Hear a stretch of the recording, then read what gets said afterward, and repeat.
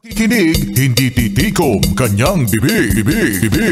Sa taglay niyang kulit, tsak ika'y mapapaibig. Ang bibi mo at ang bibi ko. I love you! Love you, pare.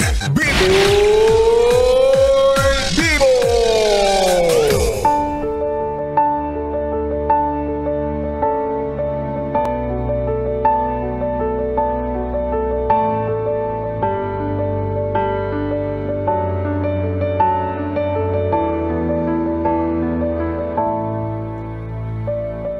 Gandang gabi! Ako'y nagbabalik, DJ B-Boy Bibo, para sa ating tuloy-tuloy na BB Time. At kanina nga po mga yes friend, na sa ating B-Boy Bibo Confessions ay napakinggan natin ang liham ni Kyla. Oo, liham ni Kyla bilang paalala na ingatan ang mga mahahalagang gamit kapag dadaan ng EDSA. Kasi baka mabiktima rin kayo ng kanyang jowa.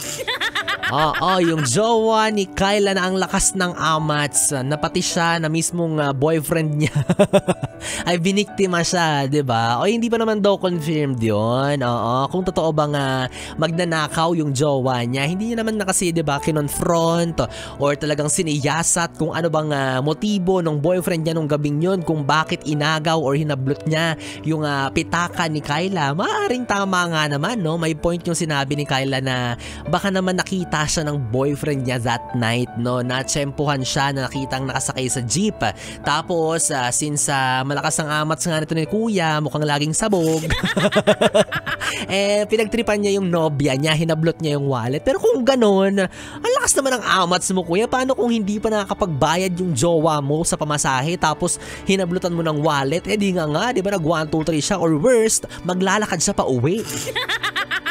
Or, on the other side, eto nga, 'di ba? Posibleng magnanakaw talaga siya, mandirekwat talaga siya sa EDSA, talagang talamak siya diyan. Tapos, nagkataon na yung biktima niya ay si Kyla, tapos nung nakita niya yung pitaka ay sabi niya, "Pucha, girlfriend ko 'to ah." Pagkabukas ng pitaka ay, "Shit, wallet ng girlfriend ko 'to." May mukha niya, may picture namin, nasa time zone kami. Diba? Posibleng ganon. Tapos, since sanay na nga siya sa ganong gawain niya, hindi niya na binig deal, diba? Parang pinalagpas na lang din niya, tapos sinauli na lang sa girlfriend niya basta-basta yung pitakang hinablot niya. Oh, diba? Ganon. Pero ikaw ba, yes friend, kung tatanungin ka, anong gagawin mo kung yung jowa mo malalaman mong magnanakaw? Ay, diba, yung sa una, kala mo napakabait niya, kala mo malaanghel siya, pero ang hindi mo alam, meron para siyang tinatagong lihim sa kaibuturan na siya pala ay mayroong malilikot na galamay, malilikot ang kamay, diba, kung ano-anong hinahawakan na hindi naman kanya, kung ano-anong kinakalikot na hindi naman niya pagmamayari. Diba? At ang masama dyan, kinukuha niya, ninanakaw niya. Which is very, very wrong. Ikaw ba, yes pre, iiwan mo ba? Or ito-tolerate mo ba? Or pipilitin mo na magbago siya? Nasa iyo ang desisyon. Bahala ka sa buhay mo. Pag yung refrigerator sa bahay ninyo nawala, wag mong isiping na misplace mo lang yon, ha? Binalaan kita. Ewan ko na lang talaga, pag nawala pa yung refrigerator na pagkalaki-laki, sabihin niya, ay hindi, ano yan, na-misplace natin yan. Tingnan mo sa ilalim ng kama, baka nandyan. Grabing pagkaburara naman yan, be. Pero may kasabihan tayo, diba? Sabi ng matatanda na manampal ka na lang ng maraming tao kaysa magnakaw, kasi mas mahirap ibalik ang tiwala para sa mga taong gumagawa ng ganyang uri ng kasamaan. Ay, may point nga naman, diba? Na hindi na baling makatampal ka daw, kasi at least yun, baka may malalim na rason kung bakit mo ginawa, kumpara doon sa pagnanakaw na ginawa mo kasi meron kang ibang intensyon na pang sarili mo lang at meron ka talagang binabalak na masama. Ay, ano kaya iyan? Yun nga, makapagnakaw tapos mapakinabangan mo isang bagay na hindi naman sa'yo. Diba? Kaya may point yung kasabihan na manampal ka na, wag ka lang magnakaw. Ay! Sige nga, patampal nga ako. Yes, friends. Lambing lang, patampal nga. Tapik lang.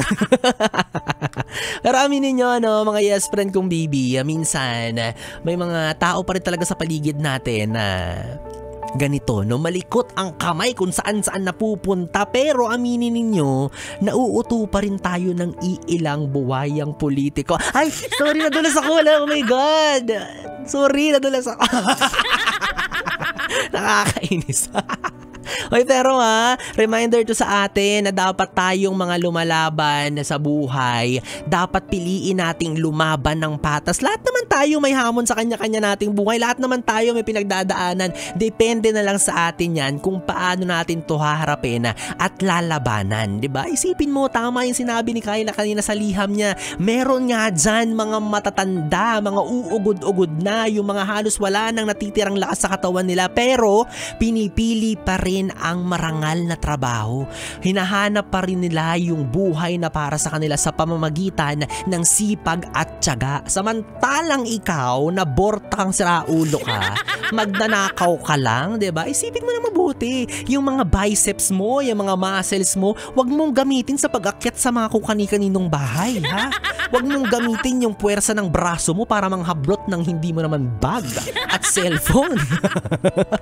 Kasi pag ako na-atsyempohan mo, sinasabi ko sa'yo, syempre ibibigay ko sa'yo yan, mamaya anong pang gawin mo sa akin.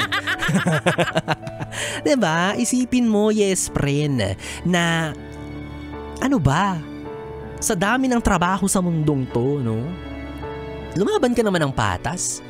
Kasi maaaring yung taong mabibiktima mo, talagang hirap na hirap din sa buhay kagaya mo.